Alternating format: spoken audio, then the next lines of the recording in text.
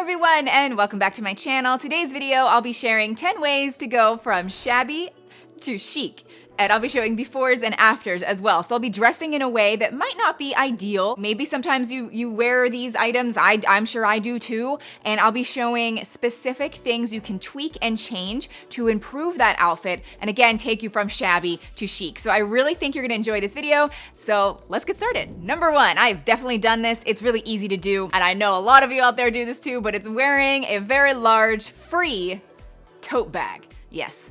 Stores like to give you free tote bags because it has the logo of the store. It's like free promotion and you're like, oh my gosh, this bag is free. You can look a little shabby, so we're gonna take you to chic. You're going to invest in just one oversized tote bag that is sleek, it's modern, it's nice.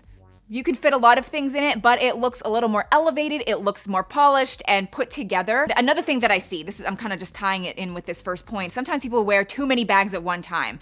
They have a lunchbox, they have their regular purse, they might grab that free tote in the kitchen before they leave, and then they're just carrying and it's just like too many things. So again, really recommend buying a large tote bag.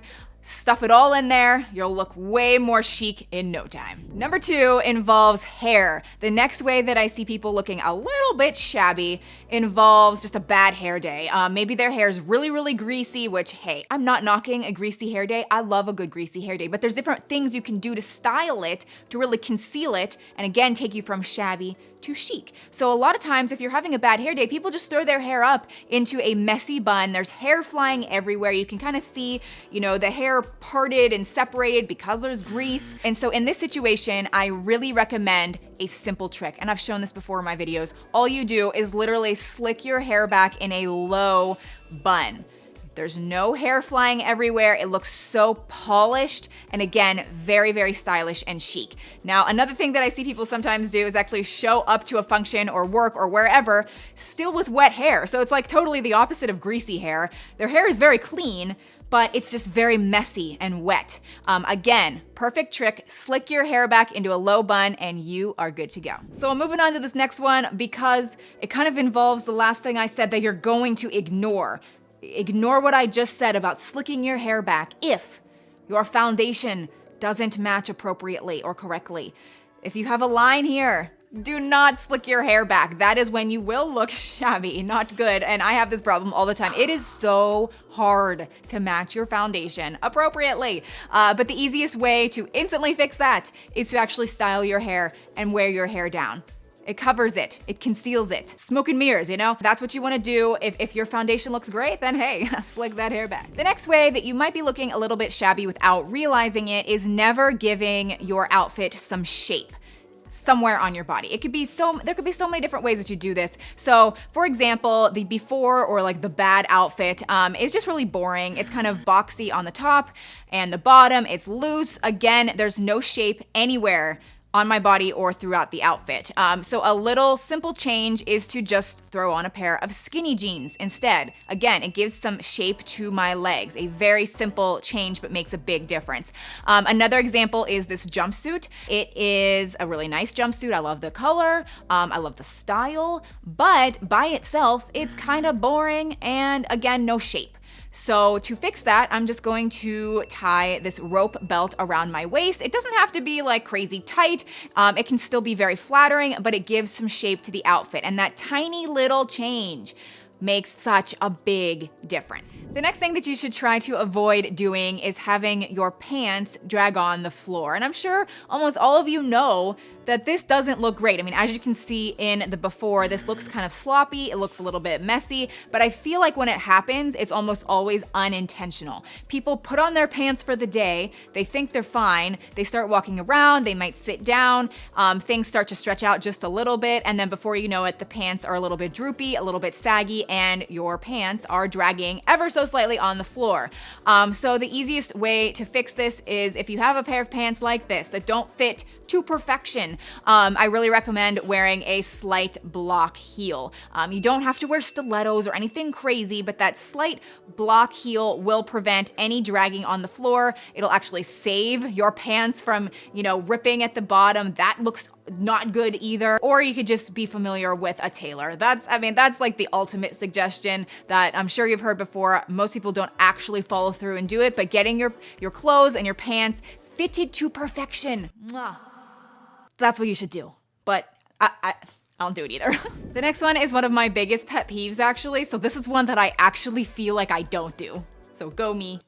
That is wearing shoes that don't fit. I used to do this. I used to actually fall in love with a pair of shoes and say they didn't have my size. I'd be like, it's okay. It's okay. I'm gonna suffer through the pain because I love the shoes that much. It was so stupid. But now I just feel like not only is that just not comfortable, it's a waste of money and it just looks bad. It makes the whole outfit look bad if your heel is over the edge of a pair of shoes or shoes are too loose and as you're walking, your heel is consistently, repeatedly coming up out of the shoe. It just looks bad. It looks so bad.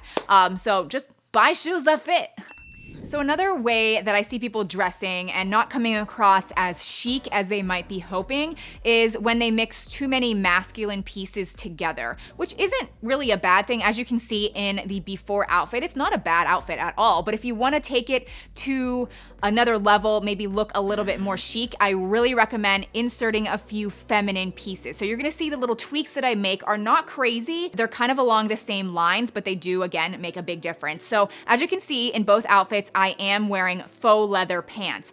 But in the before, or like the bad outfit, I guess, I am wearing a moto jacket, which is very masculine. So in the after, the chic outfit, I decided to wear a jacket that has softer lines. I'm wearing a boyfriend blazer or maybe a cardigan, and it's longer. So it kind of elongates me, makes me look taller than I really am. I'm also wearing a lace cami. So you can really see my neckline, which is very feminine. And obviously the lace detail is another feminine detail. Whereas the before outfit, it's just a t-shirt. It's just kind of boxy, not really giving me any shape. Again, both outfits aren't bad, but if you want to look a little bit more chic, try inserting a few feminine pieces. And that leads me to my next suggestion, which is sometimes you just need a pair of heels to fix an outfit. So as you can see in the before outfit, it just kind of falls flat. It's kind of boxy on top and bottom, and the flats are doing it no good. It's one of those outfits that you don't really know what's missing until you add in